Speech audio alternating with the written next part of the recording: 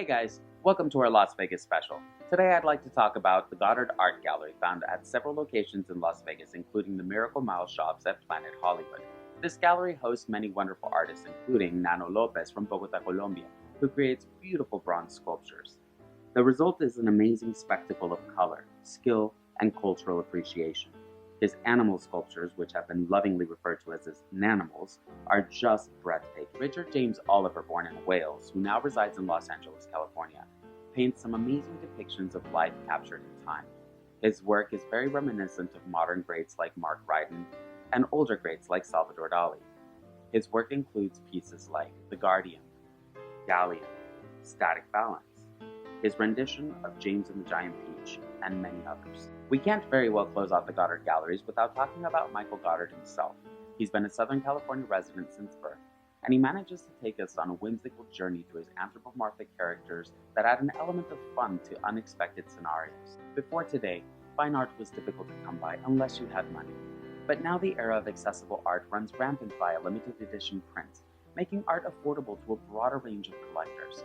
And that's great, because now our modern artists manage to have a better living than those of their predecessors. Though incorporated in 1905 when the land surrounding the railroads, Las Vegas didn't become well known until 1931, when gambling was legalized and the wait to become a resident was reduced to 6 weeks to allow quicker divorces. This is also when the Mafia moved in. After World War II, lavish hotels and casinos started popping up, and the Hollywood elite began making appearances on and off stage with the likes of Frank Sinatra and Elvis. This is also when the era of big business began. Howard Hughes was staying at the Desert Inn and overstayed his welcome. When he was asked to leave, he instead purchased the hotel and then went on to purchase the Castaways, the Landmark, the New Frontier, the Sands, and the Silver Slipper. Gambling became gaming and a legitimate business was born. Then the 80s saw another change when Steve Wynn opened the Mirage, the first of the Vegas mega casinos. This continued on and off throughout the 2000s, stopping only during the recent recession. Several companies are currently working on additional expansions and new casinos over the next several years. Frank Marino's Divas was fantastic. I felt like some of the performers could have been better with some of the segments, but overall it was a pretty good show. In fact, several divas have joined the Las Vegas scene, like Celine Dion, who's been doing great since 2003. Others have tried to join, like Britney Spears, who I hear is not selling out like she used to. Or Mariah Carey, who has not done well at all with her Vegas run. The newest member, Jennifer Lopez, hopes to change that by being different than the rest. I'm not sure how she expects to be different, considering that my friend went to her opening show on Thursday, and by the looks of the pictures, it was not a sold-out show. Now, her producers tell us that it doesn't matter how well she does in Vegas, considering that she still has American Idol and her new NBC show. Well, her new show is a mid-season replacement, and I hear it has no real likable characters. And American Idol is entering its last season. That reminds me, America's Got Talent is still doing quite well, and has bumped several acts in the Las Vegas scene, including Terry Fader and the Jabberwockies. In fact, we saw several AGT competitors at the Vegas show Peak, which was amazing, a true must-watch. We definitely recommend it. Hey guys, here are a few tips for when you're visiting Vegas. If you happen to be there in the winter, make sure to take a coat because it does get cold even though it is a desert. And don't forget about the free drinks. That's right.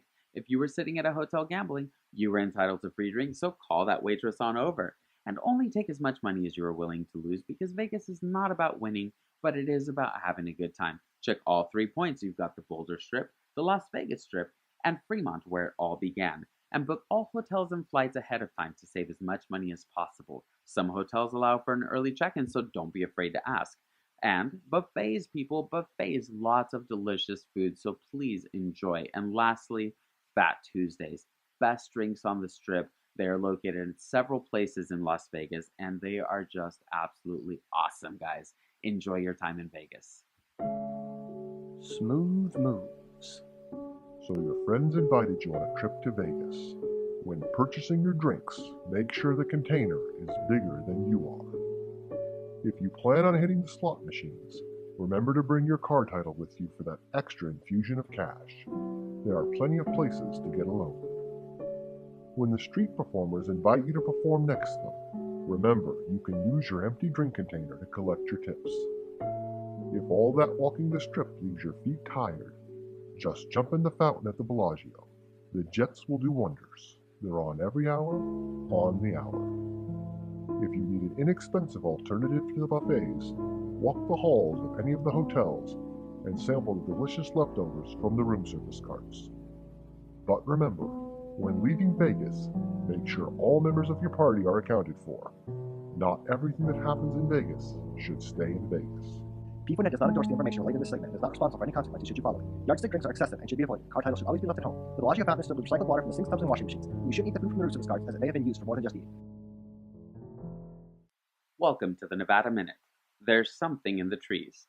A collection of animals and plants from the wonderful state of Nevada, like the Myotis brownback, the spotted bat, the mountain beaver, black bears, bobcats, coyotes, bighorn sheep, the Rocky Mountain goat, mountain lions, antelope squirrels, the golden-mantled squirrel, and the long-tailed weasels. Reptiles like the chuckwalla, the banded gecko, Gila monsters, the desert tortoise, the Mojave snake, the speckled snake, diamondbacks, and desert rattlers. Birds like the bald eagle, the peregrine falcon, white pelicans, the final peplot, the burrowing owl, the great horned owl, mountain quail, sage grouse, sandhill cranes, or the yellow-billed cuckoo. Cactus like the pancake prickly pear, the common beehive cactus, the whipple chala, the hedgehog cactus, fishhook cactus, barrel cactus, silver chala, diamond chala, teddy bear chala, Mojave prickly pear, and the mountain ball cactus. Trees like the Joshua tree, foxtail pine, yucca trees, and the Nevada shoe tree. Yes, you heard me right. The shoe tree on Old Highway 50 near Middlegate, Nevada. Why don't you try that one on for size? Las Vegas is not making money like they used to. Last year, the Nevada casino industry lost $662 million and has been consistently losing money for the last 6 years. Ever since the Great Recession of 2008, people have not been willing to spend on gambling.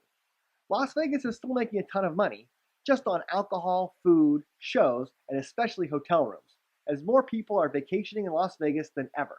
They're just not spending at the tables and slot machines. On the plus side, things are looking up for 2016, as they're expecting a record 42 million visitors, and they should be back in the black by the end of the year. It's not just money that's evaporating, but also the water supply. To combat this, Las Vegas has made front lawns illegal, though they still manage to have many well-tended golf courses, and 70% of their water supply still goes towards landscaping. Though they have reduced their water consumption by 40% over the last 25 years, their population has tripled in the same time period. To put this into perspective, Phoenix, Arizona uses slightly more water per capita, but has almost twice the population, even taking visitors into account. Though Vegas reuses most of their wastewater, their choices can affect a large region, as much of Nevada and parts of California and Arizona get their water from nearby Lake Mead. Do walk the Strip and enjoy all the casinos have to offer, from shopping to fine dining. Don't forget to pack comfortable shoes. Walking is inevitable. Even the distance from the parking lots to the hotels can be a brisk walk. Do dress up for the various events in Las Vegas. Don't dress slutty. If you are falling out or being recruited by one of the local street clubs, you have gone too far. Do remember that there are cameras everywhere in Vegas, capturing most if not all the activity in and around the casinos. Don't do anything you don't want caught on camera. That includes the elevators. Save it for your hotel room. Do hug the teddy bear you won at the Midway at Circus Circus. Don't hug the teddy bear cactus you see while hiking at Red Rock Canyon. Do stick to a budget when gambling. Know how much you're willing to lose. Don't expect to go home wealthy. These casinos are designed to make money. The chances of you winning a considerable amount are very low. Do enjoy all the free alcohol. Don't enjoy it so much that your pregame has left you done before the partying has begun. Do enjoy all the free alcohol. Don't enjoy it so much that you accidentally marry one of the street performers you know that's not Elvis, right? Do enjoy all the free alcohol. Don't enjoy it so much that you forget any of the do's and don'ts that we've listed here today. Remember to care. And always be aware. You take the good, you take the bad, you take them both, and there you have the facts of life. In 1980, a Las Vegas hospital had to suspend several workers for betting on when patients would die.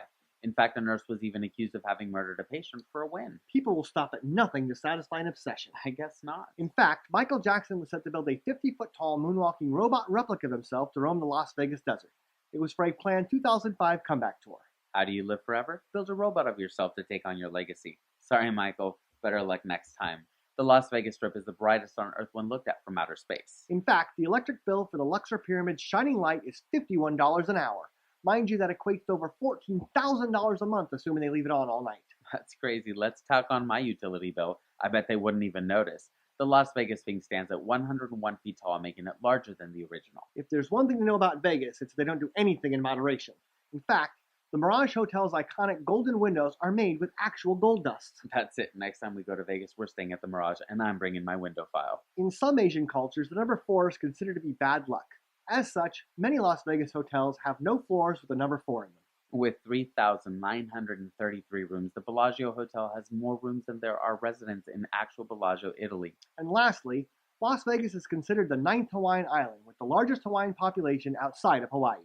I bet Elvis brought them over. I just know it. Thanks for watching, guys. We'll see you next time. This is Jason And Ahmed signing off. Do enjoy all the free alcohol. All the free alcohol. All the free alcohol. All the free alcohol. All the free alcohol. All free